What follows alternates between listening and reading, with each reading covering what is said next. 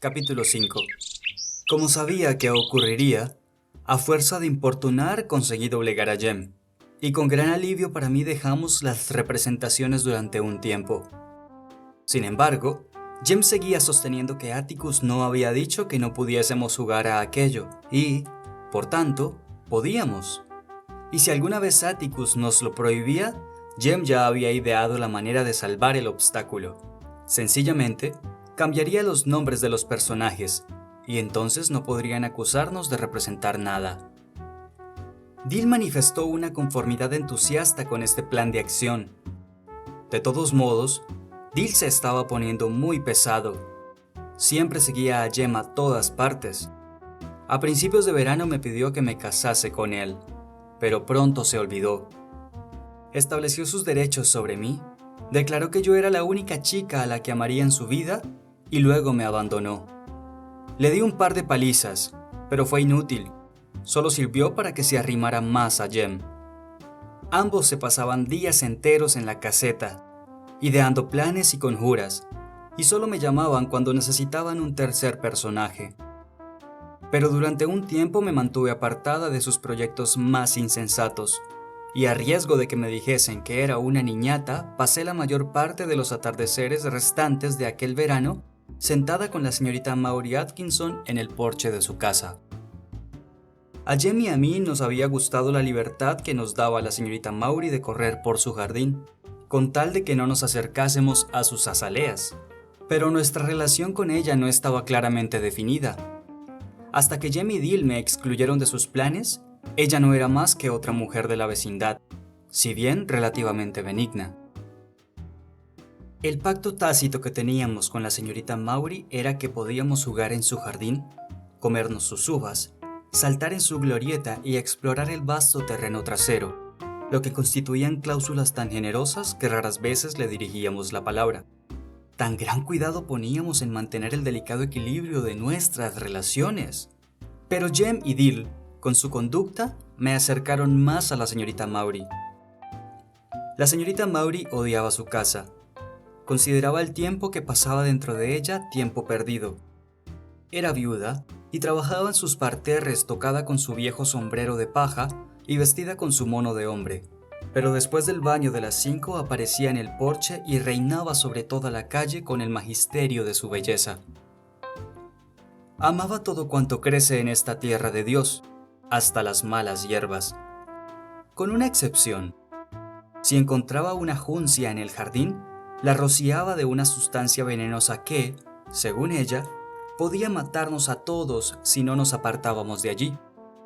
¿Por qué sencillamente no la arranca?, le pregunté después de presenciar una prolongada batalla contra un tallo que no tenía más de 10 centímetros de altura.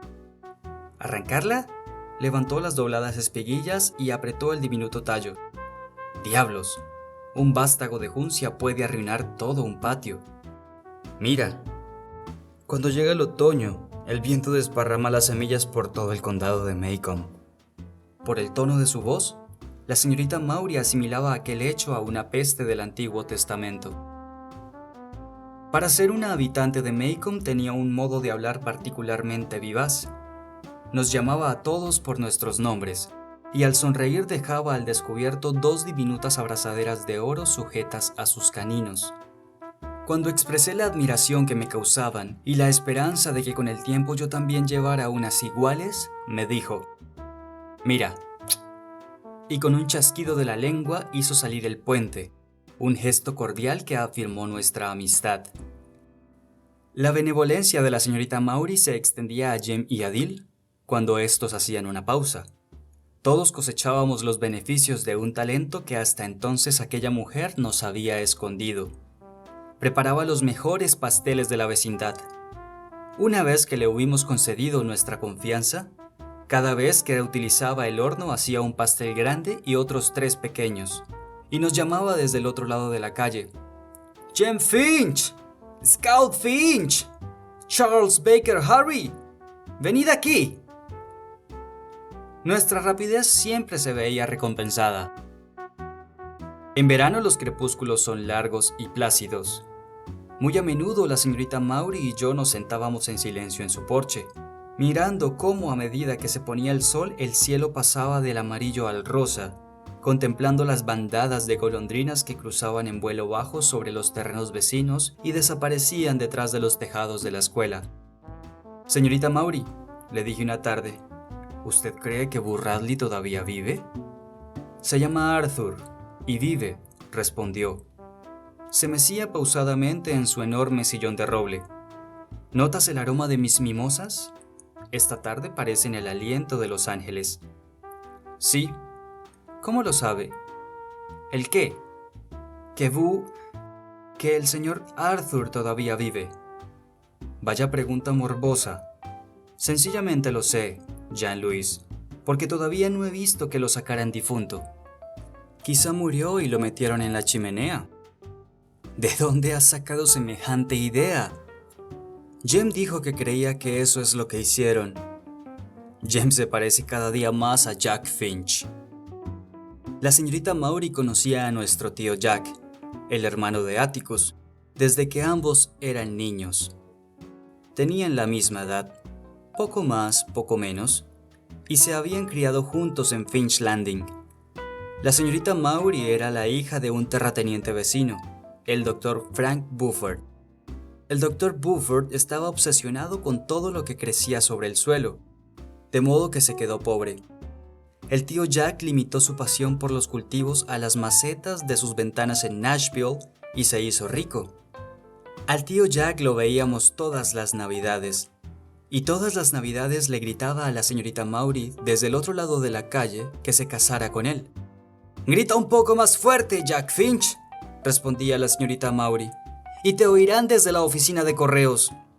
«Yo no te he oído todavía». A Jem y a mí, esa manera de pedir la mano de una dama nos parecía un poco rara, pero es que el tío Jack era más bien raro. Decía que estaba tratando sin éxito de sacar de quicio a la señorita Maury, que lo intentaba desde hacía 40 años, que él era la última persona con quien ella pensaría en casarse, pero la primera que se le habría ocurrido para guasearse, y que con ella la mejor defensa era un ataque decidido, todo lo cual nosotros lo entendíamos perfectamente. «Arthur Radley no sale de su casa, eso es todo», dijo la señorita Maury. «¿No te quedarías en tu casa si no tuvieras ganas de salir?» «Sí, pero yo querría salir». «¿Por qué razón él no quiere?» La señorita Maury entornó los ojos. «¿Conoces esta historia tan bien como yo?» «Sí, pero nadie me ha explicado el motivo jamás. Ya sabes que el viejo señor Radley era, en religión, un bautista estricto. Uno de esos a los que llaman lavadores de pies. También lo es usted, ¿verdad? Yo soy bautista a secas. ¿No creen todos ustedes en eso de lavar los pies?» «Sí, creemos. Pero en casa, en la bañera. Sin embargo, nosotros no podemos comulgar con todos ustedes». Decidiendo, por lo visto, que era más fácil definir el carácter de la secta bautista primitiva que la doctrina de la comunión limitada, la señorita Maury dijo: «Los lavadores de pies creen que todo placer es pecado. ¿No sabías que un sábado vinieron unos cuantos de los campos, pasaron por aquí delante y me dijeron que yo y mis flores iríamos al infierno?» «¿Sus flores también?» «Sí, arderían en mi compañía». Opinaban que paso más tiempo al aire libre que en casa, leyendo la Biblia. Mi confianza en el evangelio predicado en el púlpito disminuyó ante la visión de la señorita Maury cociéndose en varios infiernos protestantes. Por cierto, la señorita Maury era muy cáustica y no andaba por la vecindad haciendo buenas obras como la señorita Crayford. Pero mientras que nadie que tuviera una pizca de buen sentido se fiaba de la señorita Crayford, Jem y yo teníamos mucha fe en la señorita Maury. Nunca nos delató, jamás jugó al gato y al ratón con nosotros. No le interesaba, en absoluto, nuestra vida privada. Era una verdadera amiga y yo encontraba incomprensible que una criatura tan razonable corriera el peligro de tormento eterno. Eso no es verdad, señorita Maury. Usted es la señora más buena que conozco. Gracias, repuso la señorita Maury con una sonrisa. El caso es que los lavadores de pies creen que las mujeres son, por definición, la encarnación del pecado. Interpretan la Biblia de modo literal, ya sabes. ¿Acaso el señor Arthur se quedaba en casa justamente para estar alejado de las mujeres? No tengo ni idea. No lo entiendo. Parece que si el señor Arthur deseara ir al cielo debería salir al porche, por lo menos. Atticus dice que Dios ama a las personas como cada uno se ama a sí mismo. La señorita Maury dejó de mecerse y su voz se endureció. Eres demasiado joven para entenderlo, dijo. Pero a veces la Biblia en manos de un hombre determinado es peor que una botella de whisky en las de tu padre. Me quedé pasmada. Atticus no bebe whisky, repliqué. No ha bebido una gota en su vida. Aunque sí la bebió. Dice que una vez bebió y no le gustó. La señorita Maury se echó a reír. No hablaba de tu padre, puntualizó. Lo que quería expresar es que si Atticus Finch bebiese hasta emborracharse, no sería tan cruel como ciertos hombres aún estando plenamente lúcidos. Sencillamente, hay hombres tan ocupados en acongojarse por el otro mundo que no han aprendido a vivir en este, y no tienes más que mirar calle abajo para comprobar los resultados. ¿Usted cree que son ciertas todas estas cosas que dicen del señor Arthur? ¿Qué cosas? Se las expliqué. Las 3/4 partes de eso se la han inventado la gente de color y la otra 1/4 parte Stephanie Crayford, aseguró la señorita Maury, ceñuda. Stephanie Crayford llegó a decirme que una vez se despertó en mitad de la noche y lo sorprendió mirándola por la ventana. Yo le dije, ¿y tú qué hiciste, Stephanie? ¿Apartarte un poco en la cama y dejarle sitio? Esto le cerró la boca por un rato.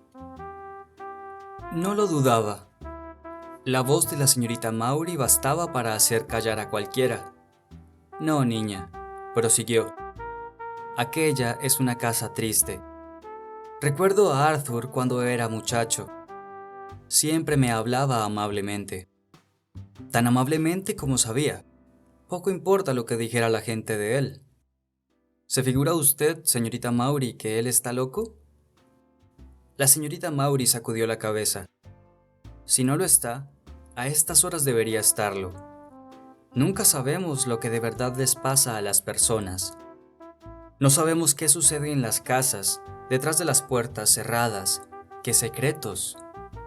Dentro de la casa, Atticus no nos hace a Jem y a mí nada que no nos haga igualmente en el patio, dije, creyéndome en el deber de defender a mi padre. Tranquila, que al hablar no pensaba en tu padre. Pero ahora que pienso, quiero decir esto. Atticus Finch es el mismo en casa que en la calle. ¿Te gustaría llevarte a casa un pastel acabado de hacer? A mí me gustó mucho. A la mañana siguiente, cuando desperté, encontré a Jem y a Dill en el patio trasero conversando animadamente. Cuando me acerqué, me dijeron, como de costumbre, que me marchase. No quiero. Este patio es tan mío como tuyo, Jem Finch. Tengo tanto derecho como tú a jugar en él. Dill y Jem se apartaron de mí para conferenciar. Si te quedas tendrás que hacer lo que te digamos, advirtió Dill. Venga, repliqué. ¿Quién te crees que eres? Si no prometes hacer lo que te digamos, no te diremos nada, continuó Dill. Vale, cedí por fin. ¿De qué se trata? Vamos a entregarle una nota a Boo Radley, respondió Jem plácidamente. ¿Pero cómo? Yo trataba de vencer el terror que crecía por momentos en mí. Estaba muy bien que la señorita Maury dijese lo que se le antojara. Era mayor y estaba muy tranquila en su porche. Pero en nuestro caso, era diferente. Jem colocaría la nota en el extremo de una caña de pescar y metería esta por la ventana. Si se acercaba a alguien, Dill haría sonar la campanilla. Dee levantó la mano derecha. En ella sostenía la campanilla de plata que usaba mi madre para anunciar que la comida estaba lista. «Yo daré un rodeo hasta el costado de la casa», dijo Jem. Ayer nos fijamos y desde la otra parte de la calle vimos que hay una persiana suelta. Creo que quizá pueda dejarla en el alféizar, al menos.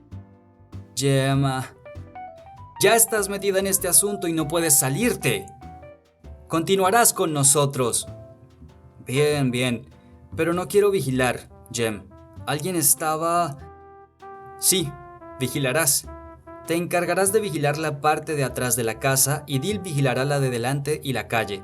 Y si viene alguien, hará sonar la campanilla. ¿Está claro? De acuerdo, pues. ¿Qué le escribiréis? Le pediremos muy cortésmente que salga alguna vez y nos cuente qué hace ahí adentro. Le diremos que no le haremos ningún daño y que le compraremos un helado, explicó Dil. ¡Os habéis vuelto locos! ¡Nos matará! Ha sido idea mía, dijo Dil. Me figuro que si saliese y se sentara un ratito con nosotros, quizás se sentiría mejor. ¿Cómo sabes que no se siente a gusto? Mira, ¿cómo te sentirías tú si hubieses estado un siglo encerrada sin comer otra cosa que gatos? Apuesto que le ha crecido una barba hasta aquí. ¿Como la de tu papá? Papá no lleva barba. Papá... Dil se interrumpió, como tratando de recordar. ¡Eh! ¡Te cogí!, exclamé. Tú dijiste que antes de que te vinieses con el tren, tu padre llevaba una barba negra. Se la afeitó el verano pasado. Sí, y tengo la carta que lo prueba. Además, me envió $2. Sí, seguro que hasta te envió un uniforme de la policía montada. Pero no llegó, ¿verdad que no? Tú sigue con tus trolas. Dil Harry contaba las trolas más gordas que yo había oído en mi vida. Entre otras cosas, había subido a un avión correo 17 veces, había estado en Nueva Escocia, había visto un elefante, y su abuelito era el brigadier general Joe Wheeler y, además, le había dejado la espada. «Callaos», ordenó Jem, y se escabulló hacia la parte posterior de la casa para regresar con una caña amarilla de bambú. ¿Creéis que esta será lo bastante larga para llegar desde la acera? El que ha sido bastante valiente para subir a tocar la casa no debería emplear una caña de pescar, dije. ¿Por qué no derribas a golpes la puerta de la fachada? Esto es diferente, replicó Jem. ¿Cuántas veces tengo que explicártelo? Dil sacó un trozo de papel del bolsillo y se lo dio a Jem. Los tres nos encaminamos con cautela hacia la vieja casa. Dil se quedó junto a la farola de la esquina. Jem y yo fuimos por el bordillo hasta el costado de la vivienda. Yo caminaba detrás de Jem y me quedé en un sitio que me permitiese ver al otro lado de la curva. Todo despejado, dije. Ni un alma a la vista. Jem miró en dirección a Dil, que asintió con la cabeza. Entonces colocó la nota en la punta de la caña, inclinó esta a través del patio y la empujó hacia la ventana que había escogido. La caña no era lo bastante larga, y James se inclinaba todo lo que podía. Al ver sus esfuerzos, abandoné mi puesto y me acerqué a él. «No puedo desprenderla de la caña», murmuró. «Y si lo hago, no lograré dejar la nota. Vuelve a tu puesto, Scout». Regresé y miré hacia la calle desierta. De vez en cuando volvía la vista en dirección a Jem, que seguía intentando dejar la nota en el alféizar de la ventana. El papel caía revoloteando al suelo, y Jem volvía a levantarlo hacia la ventana, hasta que se me ocurrió que si Boo Radley llegaba a recibirlo, no podría leerlo. Estaba mirando calle abajo cuando sonó la campanilla. Corrí hacia el otro lado dispuesta a enfrentarme con Boo Radley y sus ensangrentados colmillos, pero en vez de ello vi a Dil haciendo sonar la campanilla con todas sus fuerzas delante de la cara de Atticus. Jem parecía tan abatido que no tuve valor para decirle que ya se lo había advertido. Bajaba con paso lento, arrastrando la caña tras de sí por la acera. Basta de hacer sonar esa campanilla, dijo Atticus.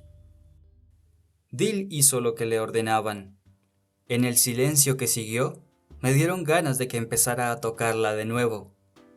Atticus se echó el sombrero hacia atrás y puso las manos en jarras. «Jem, ¿qué hacías?», preguntó. «Nada, señor». «No me vengas con esas. Dímelo». Nosotros estábamos intentando dar una cosa al señor Radley».